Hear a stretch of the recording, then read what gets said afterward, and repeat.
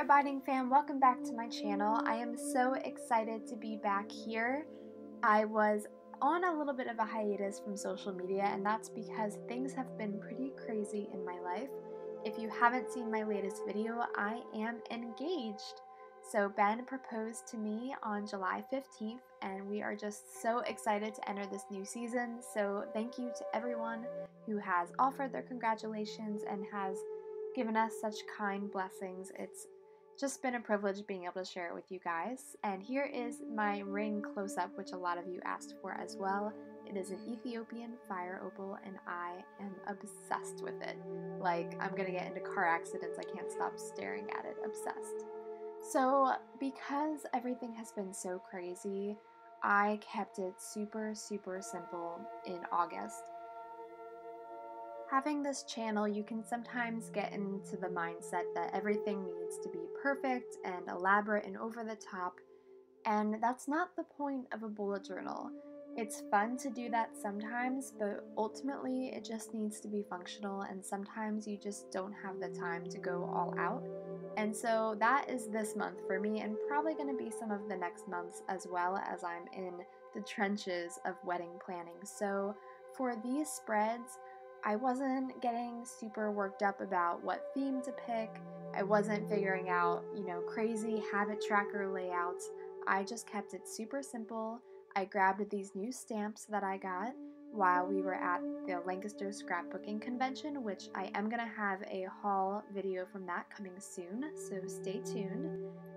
Anyways, I got these stamps, and what's cool about them is it's the shadow instead of the silhouette type of stamp, so you get the full impression of the image, and you can play around with the different colors on it by taking different markers and mixing them up. And you don't have to be super exact with this either. You're basically just scribbling and seeing what happens, kind of like a watercolor effect.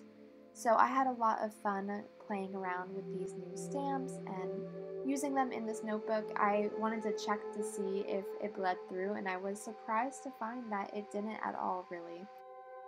There was some minimal ghosting, but overall, I thought they worked pretty well on this paper. I do have a minimalism art journal. It's not a Lectern, but it's basically the same type of paper, if that's what you have. So then I went ahead and did some brush lettering with my Fudonusuke pen, which I do have linked down below and also in my Amazon shop, so you can always go to that when you're looking for the various supplies that I use in most of my videos. If I can find the supply on Amazon, you will find it in that shop. So that's always a great tool to go to if you're trying to find something you see me use. So for my title page, I used sort of this lavender type flower, and then on the other side I have this bird, and then just a little mini calendar. Honestly, I never really look at the mini calendar, but I just always think it looks so cute that I put them in my journals anyway. So in staying with my minimal theme, I decided to do just a vertical layout calendar instead of the horizontal box calendar. This is just literally writing the numbers down the side, and then I will go ahead and write in major events and things happening on those days. It is super simple and yet very effective. And then I just wrote this month at the top and moved over onto my next page. Now, funny story about this acrylic block. So I was all excited to use this new block because it's super thin and the one I currently have is very chunky. But then when I started using it, I was like, well, this is kind of dumb because I can't see through it to be able to tell where I'm stamping. And so I thought, oh, whatever, I just made a poor purchase. And then today, my mom informs me that you can peel off, there's actually paper on the block to protect it, and you just need to peel it off and then it is clear.